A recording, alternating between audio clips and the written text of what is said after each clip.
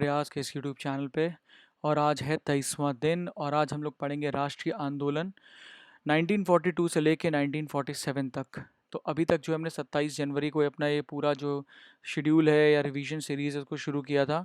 और आने वाले Allahabad high court RO ARO या UPPSC RO ARO एग्ज़ाम की जो भी प्रिपरेशन आप कर रहे हैं तो आप हमारे साथ बन के जो है रह सकते हैं और इस एग्ज़ाम की प्रिपरेशन अच्छे से कर सकते हैं। तो अब बस मुश्किल से 2 दिन और रह गए और हमारा हिस्ट्री पूरा कंप्लीट हो जाएगा। जिन्होंने भी ये नई वीडियो नहीं देखे हैं वो जो है प्लेलिस्ट में जाके जो है वीडियोस देख सकते हैं। और आज हम लोग कंप्लीट करेंगे 1942 से 1947 तक। इंग्लिश में क्या देखेंगे और कंप्यूटर में क्या देखेंगे अभी मैं आपको थोड़ी देर में बता देता हूँ।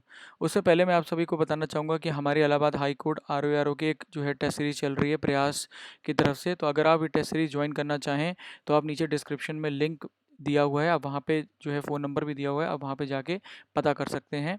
इसके अंदर 8 सब्जेक्ट वाइज टेस्ट होंगे, 5 फुल टेस्ट होंगे। सब्जेक्ट वाइज टेस्ट में 100 मार्क्स के रहेंगे और इंग्लिश हर एक टेस्ट में इंग्लिश पे विशेष ध्यान दिया जाएगा। इवन जो फुल टेस्ट रहेगा 200 मार्क्स का, उसके अंदर इंग्लिश के अलग से 50 क्वेश्चन होंगे। तो ये पूरी टेस्ट सीरीज़ खासकर जैसे Allahabad high court RO ARO में एग्ज़ाम आता है उसके बेसिस पे बनाई गई है ना? जो मार्केट में बुक्स मिलती हैं वो अलग ही तरीके की होता है, उनका क्वेश्चन भी अलग तरीके का पूरा फ्रेज़ रहता है।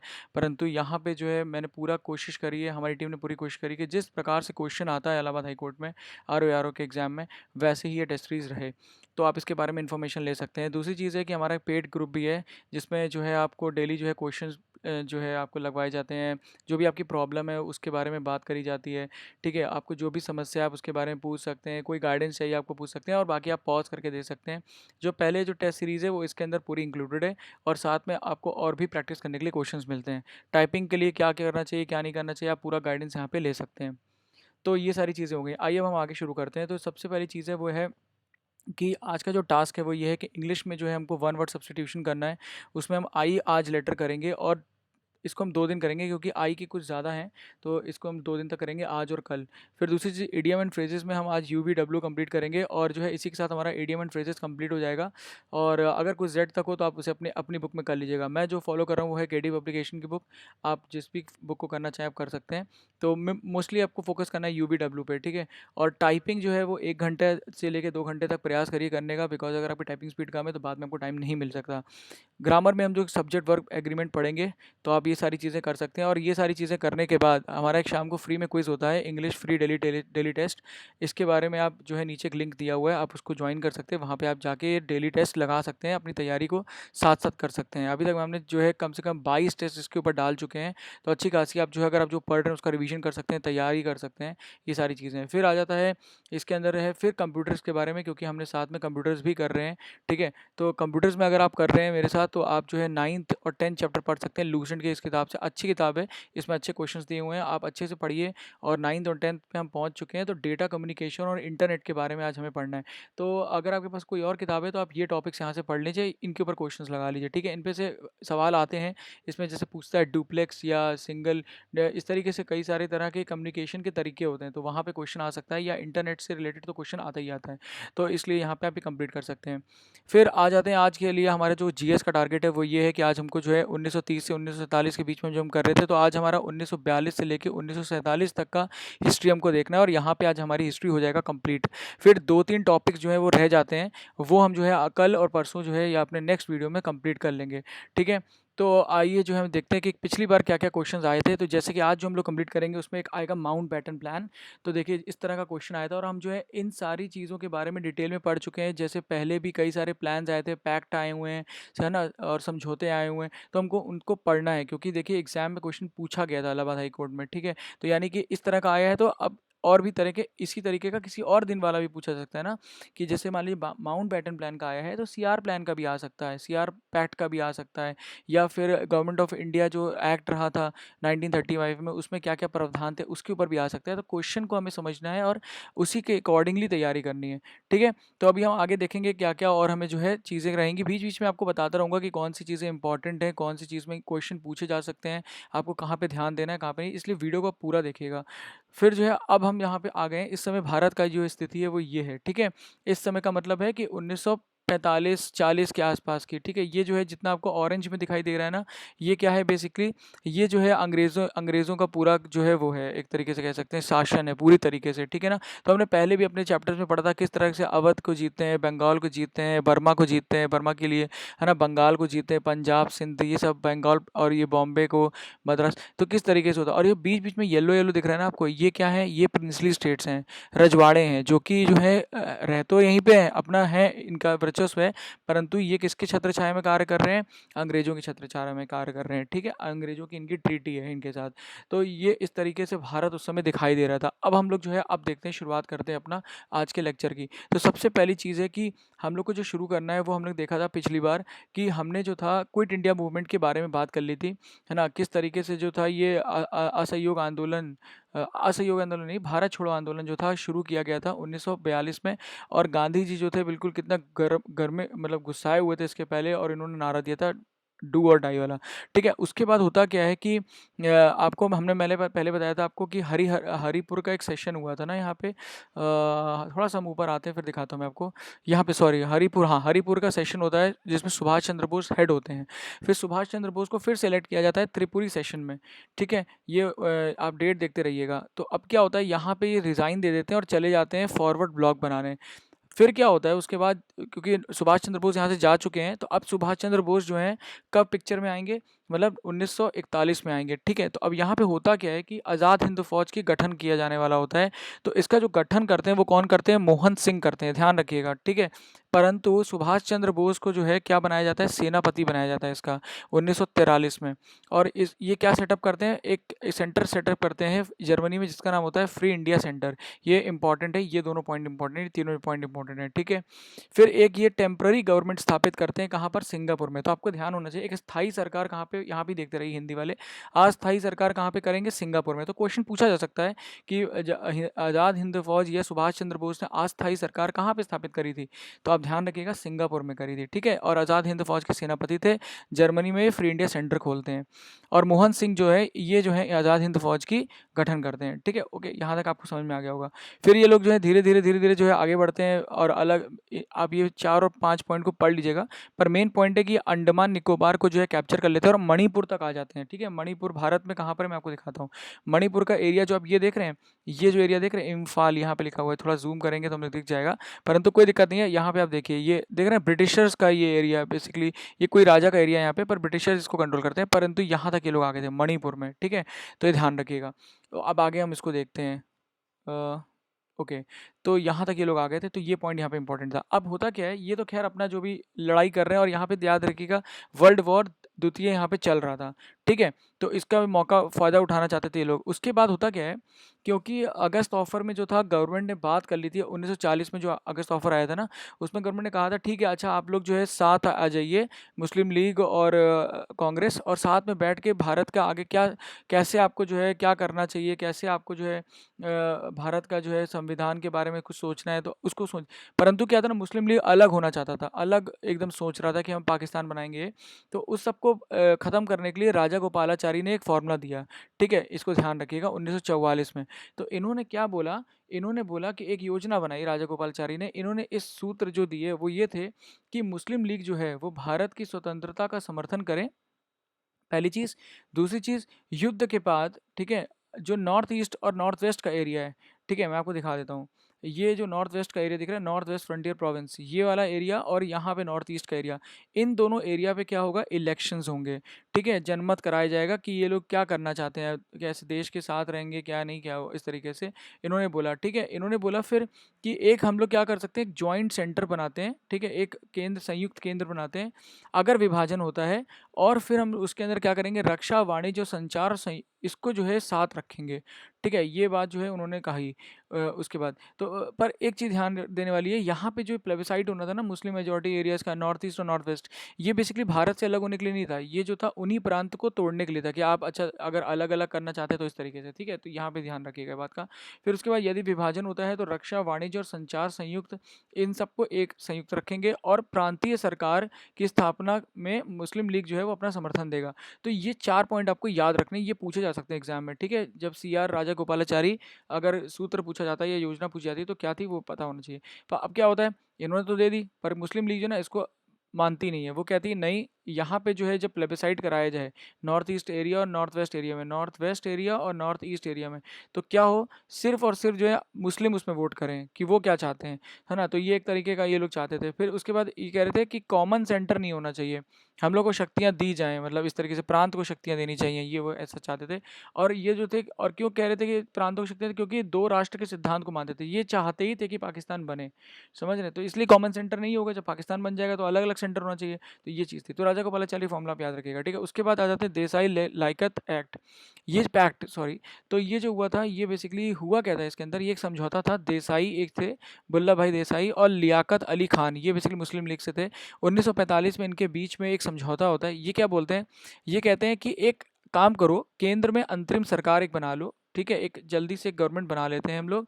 उसके अंदर क्या करते हैं, 50% मुस्लिम रह लेंगे, 50% जो है वो कांग्रेस के लोग रह लेंगे, ये कर लेते हैं। और उसके अंदर क्या करेंगे, जितने मान लीजिए 100 सीटें हैं, तो 80 सीटों में जो है 40 कांग्रेस, 40 जो है आपके मुस्लिम लीग या मुस्लिम सीटें, और 20% जो होंगी वो अलग माइनॉरिटी, अलग से जो माइनॉरिटीज़ हैं उनके लिए, जैसे क्रिश्चियंस हो गए, पारसी हो गए, उनके लिए रख देंगे, है ना। पर इनके जो ये जो समझौता था, इसको दोनों ने नकार दिया, कांग्रेस ने भी और मुस्लिम लीग ने भी। तो ये ध्यान रखिएगा। उसके बाद आता है वेवल प्लान, जिसको हम शिमला कॉन्फ्रेंस भी बोलते हैं, शिमला कॉन्फ्रेंस के नाम से भी जाना जाता है 1945 में।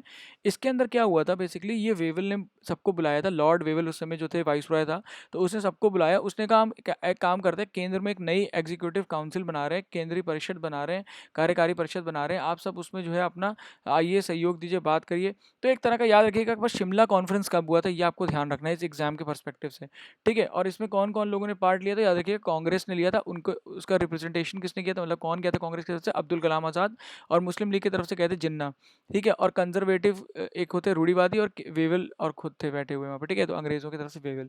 तो ये ध्यान रखिएगा। और दूसरी चीज़ क्या है कि इन लोगों ने इसको एक्सेप्ट नहीं किया था, क्योंकि मुस्लिम लीग जानते थे, अब पाकिस्तान की डिमांड कर रहा था बार बार, तो वो जो था यहाँ पे कोई इनका कुछ हल नहीं निकल पाता है। उसके बाद क्या होता है, अब ये चीज़ें चल रही थी, उसके साथ ही साथ क्या हो रहा था, मैंने आपको जैसे बताया कि जो वो थे आपके जो सेना थी, यहाँ पे पहले इन्होंने कैप्चर किया, आज़ाद हिंद फौज लेके आए, फिर ये लोग जो है इम्फाल तक चले गए, बर्मा वर्मा कैप्चर करते हुए इम्फाल तक, इंडिया तक आ गए थे, ठीक है।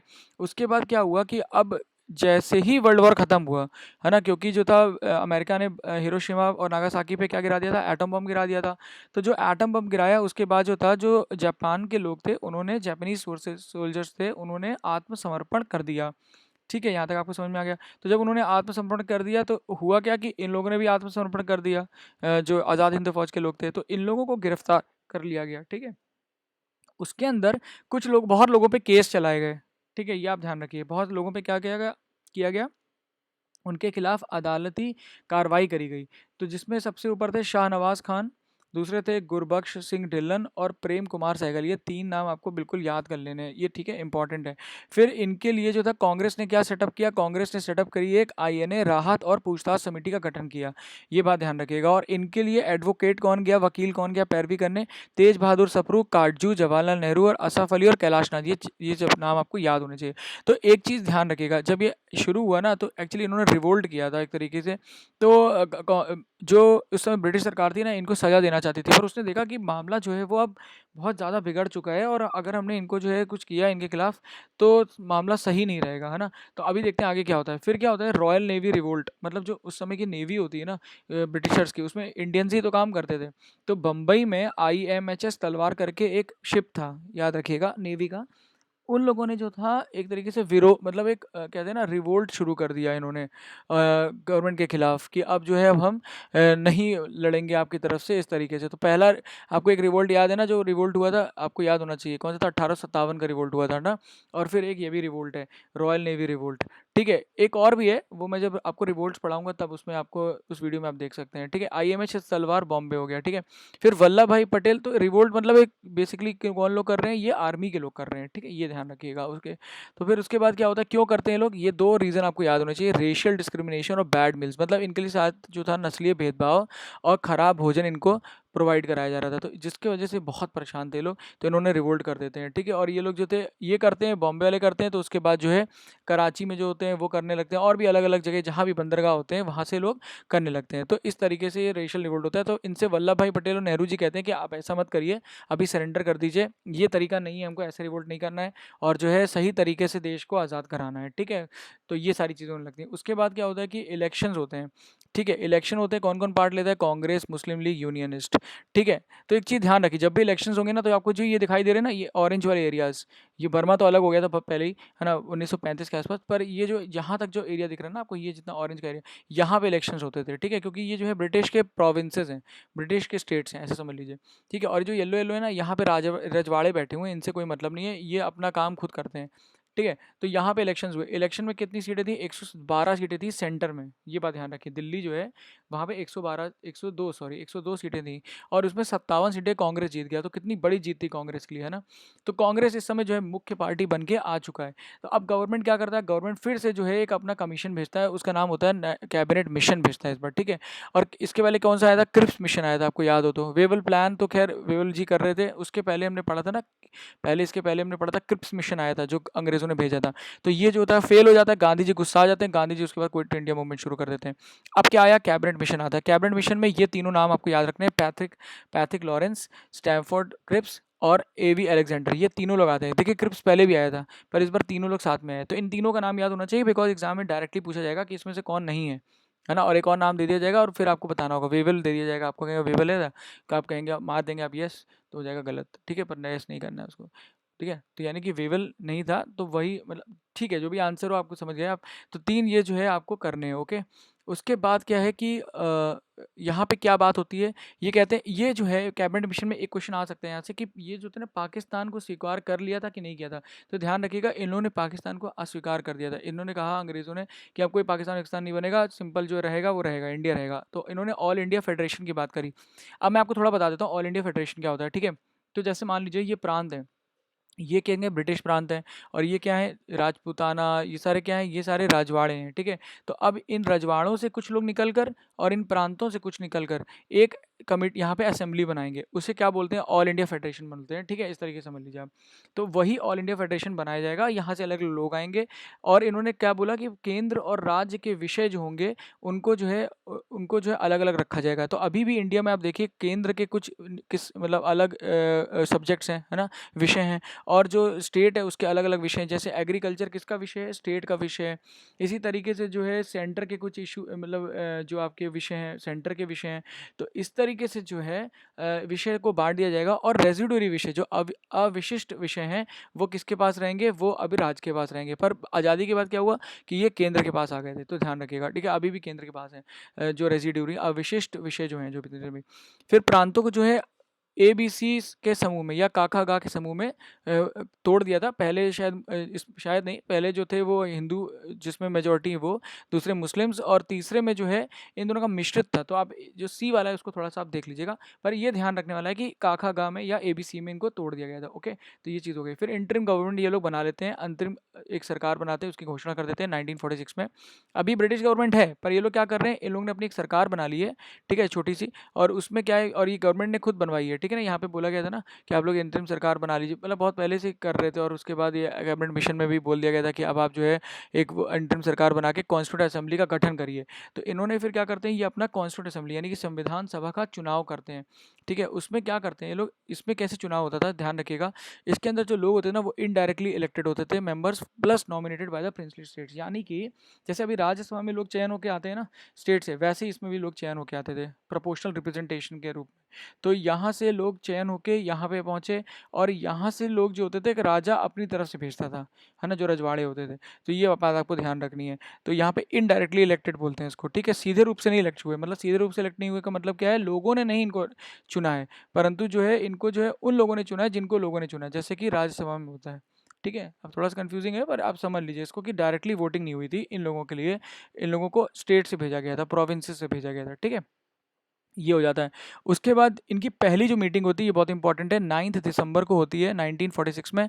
और मुस्लिम लीग जो होती है इस मीटिंग को बाइकआउट कर देता है, कहता है हम कोई संविधान विधान नहीं बनाएंगे, और डायरेक्ट एक्शन का जो है वो नारा दे देता है, लोगों को मारना और पीटना शुरू कर देते हैं लोग, ठीक है। तो ये चीज़ मतलब बहुत ही हिंसा होती है इस समय। फिर एटली जो होता है वो एक अपनी घोषणा करता है 20 फरवरी 1947 में। इसको फेब्रुअरी डिक्लेरेशन भी बोलते हैं, नाम याद रखिएगा। तो वो क्या बोलता है, कहता है अब जो है ना इतना ज़्यादा खून खराबा, ये सब बदतमीजी हो रही, ये हो रहा है और अराजकता फैल रही है, तो अब हम क्या करेंगे, हम जून 30 1948 में देखेंगे, जो कोई भी सरकार बना के बैठा होगा हम उसको जो है पावर दे देंगे और वो अपना जो है देश चलाए, हम जा रहे हैं ब्रिटिशर यहाँ से। तो इस तरीके से इसने बोला, और ये डेट याद रखने वाला है, ये एग्जाम में आएगा, ठीक है। और एटली ने और फेब्रुअरी डिक्लेरेशन इंपॉर्टेंट है यहाँ पे। फिर समय सीमा इसको बता दिया मैंने आपको। और इन लोगों ने क्या किया, मुस्लिम लीग ने, उन्होंने कहा कि अब तो और भी हम ज़्यादा वायलेंस, मतलब वो वायलेंस कर ही रहे थे कंटिन्यूसली, मतलब मार रहे थे लोगों को, हिंदुओं को बेसिकली, और हिंदू लोग जो है वो मुस्लिम्स को मार रहे थे जब। तो एक दूसरे, मतलब वही चीज़ है, एवरी एक्शन है सिमिलर एंड ऑपोजिट रिएक्शन, जैसा एक कोई करेगा तो दूसरा भी उसका आपको जो है वो देगा ही देगा। तो वो सारी चीज़ें वहाँ पे मतलब एक तरीके से गृह युद्ध टाइप जो है लड़ाई शुरू हो गई, और आपस में ही राइट्स हो गए, गृह युद्ध नहीं राइट शुरू हो गए, और यहाँ पे जो है बहुत सारा खून खराबा होने लगा। तो गांधी जी तो बिल्कुल ही खुश नहीं थे, अनशन उनशन कर रहे थे, मिल विल रहे थे, पर कोई मान नहीं रहा था। तो एटली के बाद जो है, एटली जब इतना बड़ा स्टेटमेंट देता है ना, तो फिर माउंट बैटन को खुली चिट मिल जाती है। माउंट बैटन कहता है कि इनको भेजा था, माउंट बैटन को, ठीक है। माउंट बैटन एक वाइसरॉय था, उसको भेजा था, उससे कहा जाता है जल्दी से जाओ और जितना भी काम है ब्रिटिशर्स को वहाँ से निकाल के, और जो है देश को, मतलब भारत को आज़ाद करा जाए, ठीक है। तो ये क्या कहता है, माउंट बैटन प्लान आपको याद रखना है, और यही क्वेश्चन आया था, अभी मैं आपको दिखाऊंगा, ठीक है। और आप ही लोग आंसर बताएंगे। फिर क्या होता है, ये क्या बोलता है, Sindh it's own decision, Sindh जो है अपना डिसीजन खुद लेगा, ठीक है, कि उसे क्या करना है। ऐसी अलग अलग प्रांत थे ना, तो अलग अलग प्रांत अपने अपने डिसीजन लेंगे। पंजाब और बंगाल के जो लोग हैं, लीडर हैं, वो डिसाइड करेंगे कि उनको जो है डिवीजन करना है कि नहीं अपने प्रोविंस का। तो यहाँ पे ये बात एक बोली गई थी, जैसे कि मान लीजिए, अभी मैं आपको मैप में दिखाता हूँ, ठीक है। तो जैसे ये है आपका बंगाल, बहुत बड़ा एरिया है बंगाल का, देख रहे हैं आप कितना ज़्यादा बड़ा एरिया। तो अब यहाँ के जो मुस्लिम और हिंदू हैं आएंगे, और ये प्लेबिसाइड करेंगे और बताएंगे कि जो है क्या चाहते हैं, ये डिवीजन चाहते हैं बंगाल का कि नहीं। इस तरीके से इन्होंने बोला, ठीक है। तो ये सारी बातें हो रही हैं यहाँ पे माउंटबेटन में। फिर इन्होंने कहा कि रेफरेंडम कराएंगे, रेफरेंडम का मतलब है कि खुलेआम वोटिंग कराएंगे नॉर्थ वेस्ट फ्रंटियर प्रोविंस और असम में। तो यहाँ पे आ जाते हैं अब नॉर्थ वेस्ट प्रोविंस, ये नॉर्थ वेस्ट फ्रंटियर प्रोविंस है और ये असम का एरिया है, यहाँ पे ये चीज़ कराई जाएगी, ठीक है। यहाँ पे लोग वोट करेंगे, यहाँ पे कुछ लीडर्स आके वोट करेंगे, ठीक है, ओके। और यहाँ पे जो है ये लोग खुद डिसाइड करेंगे, जो यहाँ के मतलब मेन जनता है, जनार्दन है, जो भी है। तो इस तरीके से था। और फिर क्या था कि पार्टीशन जो होगा उसके अंदर दो कॉन्स्टिट्यूशन होंगे, यदि विभाजन होता है तो दो डोमिनियन होंगे, यानी कि पाकिस्तान और इंडिया, और दो संविधान बनेंगे अलग अलग। तो ये ध्यान रखने वाले यहाँ पे बात है। और इसने एक सीमा आयोग के गठन की भी बात करी, जिसको रेडक्लिफ कमीशन भी बोलते हैं, ये आपको नाम याद रहना चाहिए, जो कि इंडिया और पाकिस्तान का बॉर्डर डिसाइड किया था, ठीक है। ये इतनी जल्दी में आया ना, और इसको कोई आइडिया नहीं था, इसने सारा गलत सलत बॉर्डर ड्रॉ कर दिया। अब जो है क्या बोलते हैं, आप देख ही रहे हैं, गुरुद्वारा एक जो है उस तरफ है हमारा अभी, जिसके लिए जो है एक रोड बनी गई है ना, रोड बनाई गई है, और पाकिस्तान उसके लिए वीज़ा दे रहा है।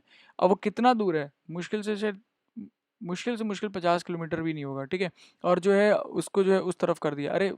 तो इस तरीके से इसने जो था गलत सलत जो है पूरा बाउंड्री डिमार्केशन किया, और जल्दी में आके, और जल्दी में आके इस तरीके से इसने किया, और किसी से इनपुट भी नहीं लिया, अपने ही मन का बना के चला गया ये रेडक्लिफ, ठीक है।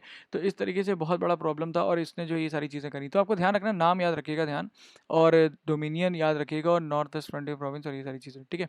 तो ये हो गया। उसके बाद इंडियन इंडिपेंडेंस एक्ट आता है 1947 में, ठीक है। तो जो इंडियन इंडिपेंडेंस एक्ट होता है 1947 में, उसको जो ये माउंटबेटन प्लान था, इसको कह दिया जाता है ठीक है चलो, इसको समर्थन दिया जाता है। और कह दिया जाता है कि ठीक है, अब यहाँ पे इतना ज़्यादा मुस्लिम लीग ने खून खराबा मचा रखा था, ये सब कर रखा था, तो सब लोग नेताओं ने कहा कि ठीक है, अब इसको दो हिस्सा कर ही दिया जाता है। कांग्रेस के नेताओं ने, तो भारत और पाकिस्तान के दो हिस्से कर दिए गए, गवर्नर जनरल होगा हर एक हिस्से में। फिर नया संविधान जब तक नहीं आता, तब तक गवर्नमेंट ऑफ इंडिया एक्ट जो है, भारत सरकार का जो अधिनियम था 1935, वो लागू रहेगा। और जो है जो प्रिंसली स्टेट हैं, उनको जो है एक तरीके की स्वतंत्रता दी जाएगी कि वो किससे जुड़ना चाहते हैं, पाकिस्तान से जुड़ना चाहते हैं कि इंडिया से जुड़ना चाहते हैं।